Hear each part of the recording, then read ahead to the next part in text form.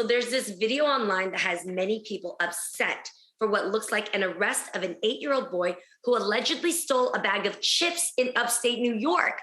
But while the clip is causing controversy on social media platforms, the Syracuse Police Department claims that they only placed the child into a police car to take him home to his father. And officers say that he was never handcuffed and never charged, and they already knew him from prior incidents. So the officers were reportedly wearing body cameras, and the community is eager to see what that video will show. What do you guys think about this? I'm outraged. This is outrageous to me. The fact that he's 8 years old and a bag of Doritos? I mean, come on, you guys. The fact that, you know, the way they were dragging him, the fact that they put him in a car. Why don't you call his father and have him come pick him up, or his mother? But also, I feel like, and I hate bringing race into it, but if it was a white little boy, I'm sure they would have probably bought him 2 bags of Doritos and taken care of him. Like, I'm so sick of this, you know, mistreatment just because of the color of his skin. He's 8 years old. Yeah, or the assumption that this kid, instead of wondering like, wow, were you hungry? Right. Did you need well, this? In the interview, the boy's father, Anthony he said the police came to his home, told him his 3 boys were accused of stealing chips, and he said the cops were friendly, that they weren't going to press any charges, but then he didn't see the video initially, and then once he saw the video, he was like, oh, wow, you know, my son's being mistreated, and, you know, and for an 8-year-old with a police officer, it's scary, and that's why you saw him react, and he basically is going to be traumatized for the rest of his life. They need to treat, I believe one of the officers said that he didn't realize he was as young as he was, but he's a child. When you see a kid, you go, what's your name? How old are you? Well, that's why we want to see the body cam footage, because allegedly they snatched him off of his bike. Yeah. So it needs to be more footage so that people can see, because the little boy, I think that's why they scared him by snatching him. Of course. You know, and then actually put him in a car. So there's going to be more on this. So the dad is probably going to sue. Makes me sick to my stomach. Definitely. I remember when I was like maybe around this same age, and I think I told this story before on The Real, where I shoplifted like a little pencil kit from a Hello Kitty, a Sanrio store in the Bay.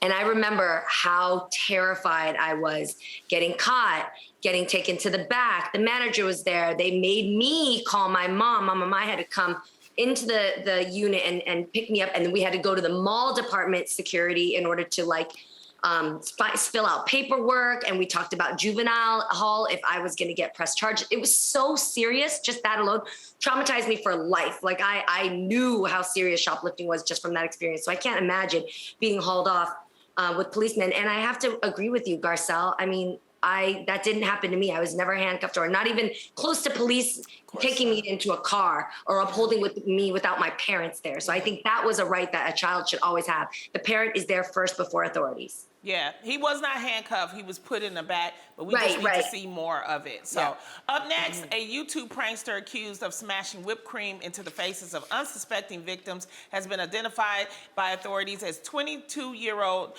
Andre Eugene Moore Gerald. One of his alleged victims included a woman who was pushing her child in a stroller at the time of the incident. Wow. Andre, whose YouTube subscribers know him as Savage Dre, is being sought after for misdemeanor assault and battery charges, and many of his supporters are urging him to turn himself in. Talking about taking a joke too far. Ladies, your thoughts on this? This is the idea that he did this to a woman with her child.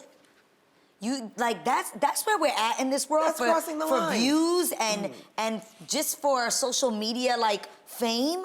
Yeah. Nah, fam, like you're so wrong for this. Like I'm sorry, Jeannie, I'm imagining you with your brand new baby strolling Monaco, and then somebody walks up to you and smashes you in the face with a pie thing just so that this person can like get views. And I hate this world we're living in right now. Well, I get it. We're already on high alert. Right. We're on high alert for so many things. She can't just go strolling with her baby in the stroller, no? And you don't know what's in the dairy? What if they have an issue with dairy? I didn't even think about that. With whipped cream. I mean, it's like that's why you don't do pranks. You don't do pranks on strangers. If you want views, you can hire your friends, and you can set it up and make it look like it's a prank. But really unsuspecting strangers, what it's happened not to fair. calling people and hanging up or knocking on the door and running?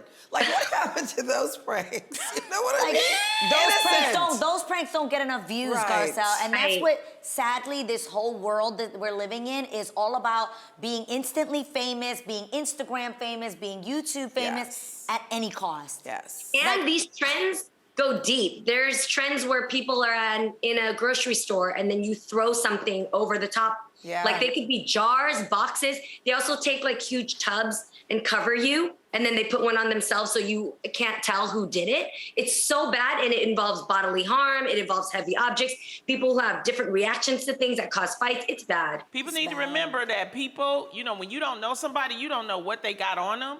You don't Right. know That if too. they're gonna hurt you Yeah. or something like that. So Don't pull y'all this need to be prank on careful. the wrong person. But I hope he Right. turns himself in. I hope so, Misdemeanor too. assault and battery charges are very serious, so he needs to turn himself in.